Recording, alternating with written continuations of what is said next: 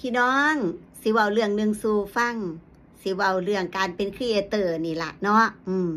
หมู่เพิ่นก็โทรมาหามื้อเช้านี่เพิ่นก็ว่าข่อยก็เป็นครีเอเตอร์ได้ซุมื้อนี้แต่ข่อยก็บ่ค่อยมีคลิปสิลงเพิ่นว่าเป็นคือกันอยู่บ่พี่น้องผู้เป็นครีเอเตอร์มือใหม่บ่ฮู้จักสิถ่ายหยังลงบ่ฮู้จักสิเฮ็ดหยังเป็นคือกันอยู่บ่เอาเป็นว่าหลายคนบ่ฮู้ว่าเจ้าของสิเฮ็ดหยังจักสิเฮ็ดคลิปแบบใดนะก็บ่ต่างกันดอกพี่น้องเอ่ยสาวน้ำยืนก็บ่ต่างกับพี่น้องดอกแต่หมู่เพิ่นว่าจังซี่พี่น้องหมู่ผู้โทรมาหานั่นเพิ่นเว้ากับสาวน้ำยืนจังซี่เว้าว่าอุ้ยเจ้ามาสิยาก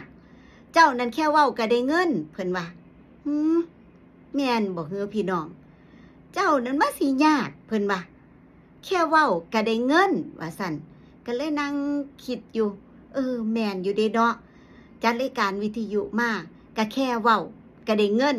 พอจะดันเป็นครีเอเตอร์แค่เว้าก็ได้เงินตัวเนาะแม่นบ่คือพี่น้องคือบ่หมู่เพิ่นว่าดอกว่าน้องอุตสาหตุเด้แม่แค่เว้าก็ให้ได้เงิน